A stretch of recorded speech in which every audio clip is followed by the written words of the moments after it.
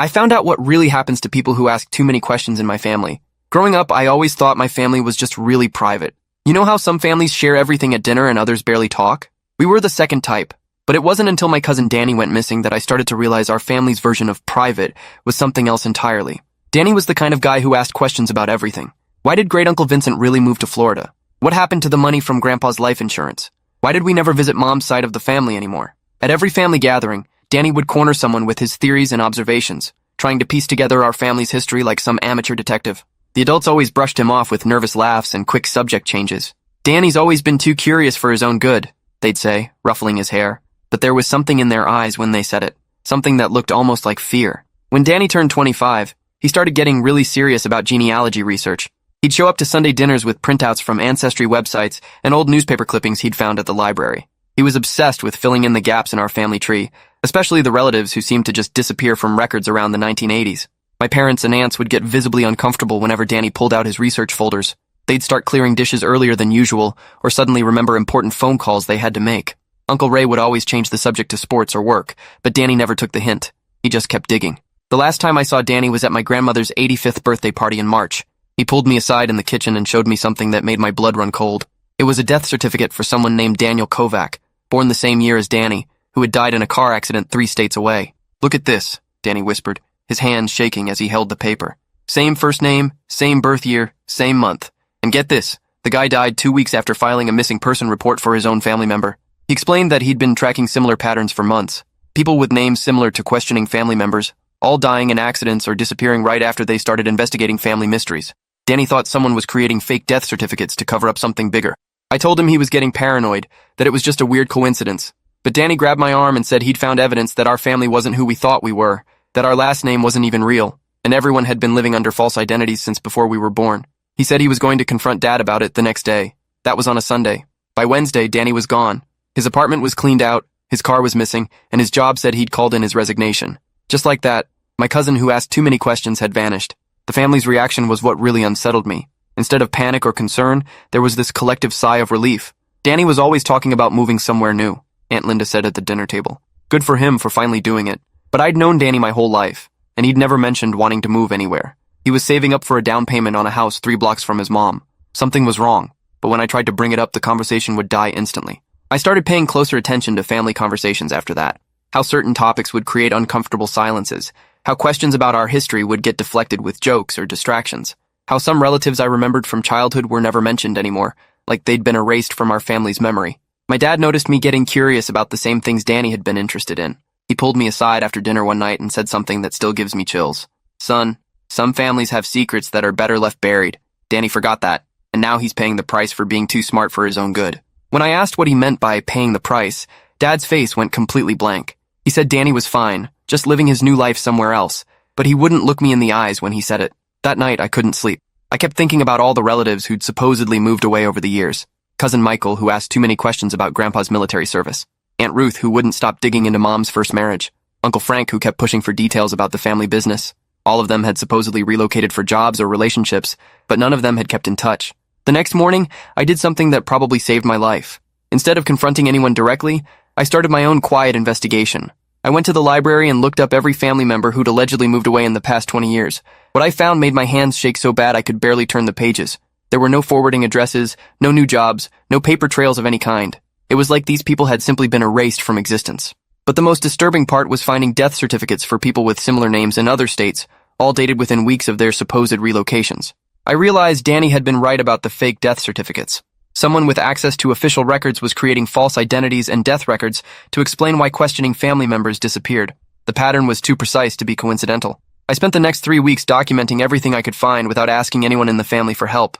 I made copies of documents, took photos of newspaper clippings, and started building the same kind of evidence file that Danny had been working on. The more I discovered, the more terrified I became of what my family was really capable of. That's when I found the insurance policies. Every family member who disappeared had life insurance policies that paid out to surviving relatives shortly after their supposed deaths. The beneficiaries were always my parents, Aunt Linda, and Uncle Ray. The same 3 people who seemed to be in charge of family decisions and who always steered conversations away from uncomfortable topics. I realized I wasn't dealing with a family secret. I was dealing with a family business. A business that involved making people disappear and profiting from their deaths. The night I found the insurance documents, I heard voices coming from the basement. I crept downstairs and listened through the door as my parents, Aunt Linda and Uncle Ray, discussed what to do about me. They knew I'd been asking questions and researching family history. They'd been watching me, following me to the library, monitoring my online activity. Uncle Ray said I was becoming as big a problem as Danny had been, and that they needed to handle the situation before I figured out too much. My blood turned to ice when I heard Aunt Linda say they'd already prepared the paperwork for my relocation. She had a death certificate printed with my name on it, listing a drowning accident in Oregon dated for the following week. My mom's voice was shaking when she said she didn't want to do this to another family member, but Uncle Ray reminded her how much money they'd made from the other disappearances. He said one more payout would set them up for life, and that I was too smart to let live anyway. I barely made it back to my room without making noise. My own family was planning to murder me and stage my death to collect insurance money. The same thing they'd done to Danny, and who knows how many others over the years. I realized I had maybe days before they put their plan into action. I couldn't go to the police because I didn't know how many people were involved in this conspiracy. If my family could create fake death certificates and disappear people without leaving traces, they probably had connections in law enforcement too. That night, I packed a bag with cash and the evidence I'd collected. I left a note saying I was going camping for the weekend and drove 6 hours to a motel in a different state. I needed time to figure out how to expose what was happening without getting myself killed in the process. From the motel room, I started calling the police departments in the towns where the fake death certificates had been filed. I told them I had evidence of insurance fraud and identity theft, but I didn't mention my family's involvement yet. 3 of the departments were interested enough to set up meetings. The detective in Oregon was particularly helpful because they'd been investigating suspicious drowning deaths for months. When I showed him the death certificate with my name on it, dated for the future, his face went white. He said this was the first hard evidence they'd found of the document forgery operation they'd been tracking. Within 2 hours, he had me connected with federal investigators who specialized in insurance fraud and organized crime families. The FBI agent assigned to my case was a woman named Detective Sarah Walsh, who'd been investigating my family for 2 years. She said they'd suspected something was wrong when multiple life insurance claims from the same beneficiaries kept getting filed in different states, but they couldn't prove the deaths were fake without someone on the inside willing to testify.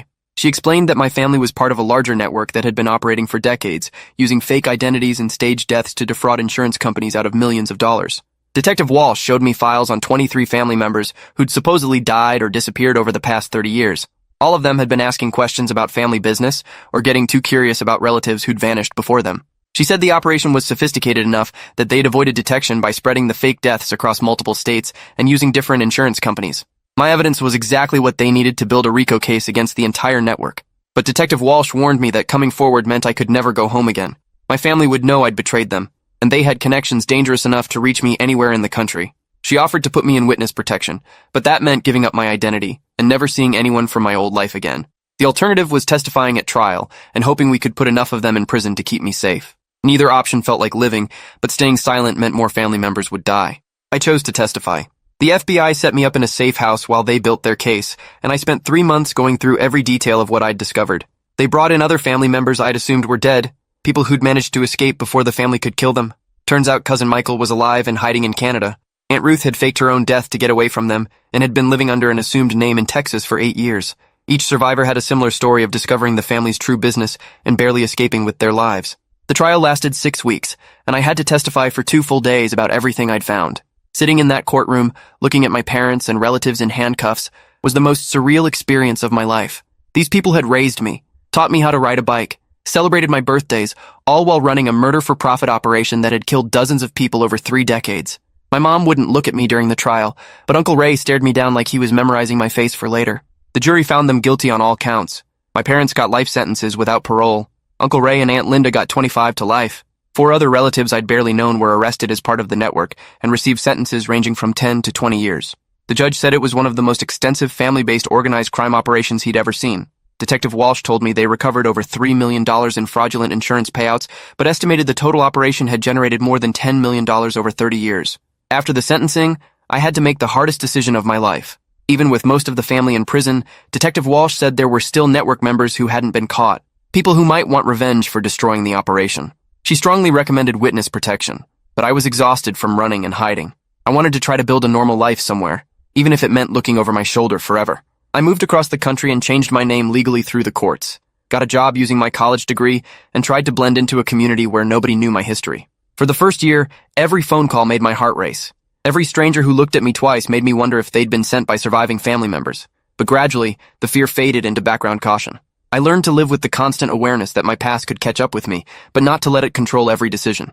2 years after the trial, I got a letter forwarded through Detective Walsh. It was from Danny, who was alive and living in witness protection in the Pacific Northwest. He said he'd figured out what was happening just in time to fake his own death and escape. He'd been working with the FBI for months before I came forward, gathering evidence from the outside. Reading his letter made me cry for the first time since this whole nightmare started. At least one person I'd thought was dead had actually survived. Danny's letter explained that our family had started as legitimate people who'd gotten involved with insurance scammers in the 1970s. Over time, the easy money from fake death claims became too tempting to resist. They started targeting their own family members who asked inconvenient questions, turning family curiosity into a death sentence. He estimated that at least 40 people had been murdered over 5 decades, all for insurance payouts that funded the family's comfortable lifestyle. The hardest part of rebuilding my life wasn't the fear or the isolation. It was the guilt of enjoying things my murdered relatives never got to experience. Every birthday, every promotion at work, every normal moment felt like it should have belonged to Danny or Michael or Ruth or one of the other victims. Detective Walsh helped me find a therapist who specialized in survivor trauma, and she taught me that living fully was the best way to honor the people who didn't make it out. 3 years later, I met someone who made me want to trust again. Telling her my story was terrifying, but she listened without judgment and said my past made her admire my courage, not fear my family's violence. We've been married for 2 years now, and I still sometimes wake up in the middle of the night worried that someone from the old network has found us. But more often, I wake up grateful that asking the right questions at the right time saved my life instead of ending it. I keep in touch with Danny through encrypted emails routed through Detective Walsh's office. He says he's doing well in his new life, working as a librarian in a small town where nobody asks about his past. We both agree that curiosity almost got us killed, but ultimately it also set us free. The difference was learning when to ask questions quietly and when to run with the answers we found. Last month, Detective Walsh called to tell me they'd arrested the last known member of the network, a distant relative who'd been laundering money through legitimate businesses for decades. She said I was officially safe from family retaliation, but I don't think I'll ever feel completely secure. When your own parents plan your murder for insurance money, it changes how you see the world forever. The strangest part of surviving all this is realizing how many families have secrets they're willing to kill to protect. Not necessarily murder for profit schemes, but dark truths that certain relatives will do anything to keep buried. I've learned to recognize the signs in other people's families, the conversations that stop when certain names are mentioned, the relatives who supposedly moved away but never visit, the uncomfortable silences when someone asks innocent questions about family history. If you're still here, you're a true fan of these stories. Show some support with a like and subscribe to catch the next one.